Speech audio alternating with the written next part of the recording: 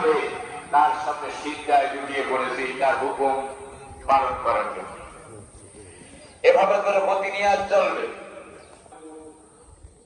বড় মহল্লা নিয়ে একটা মসজিদে হাজির হয়ে, যে মসজিদ এলাকায় নির্মিত হয়েছে, নির্মাণ হয়েছে মুসলমানদের জন্য, সিজদা করার জন্য, রুকু করার জন্য, সেই মসজিদে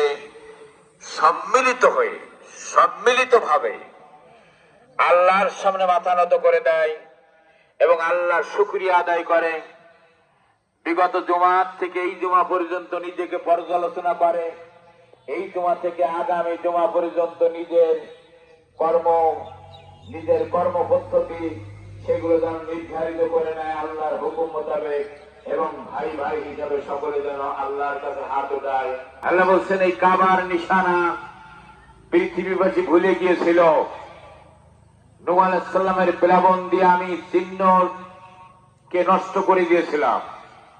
আমি পরবর্তীতে সেই কাবার নমুনা এবং চিহ্ন ইব্রাহিম আলাইহিস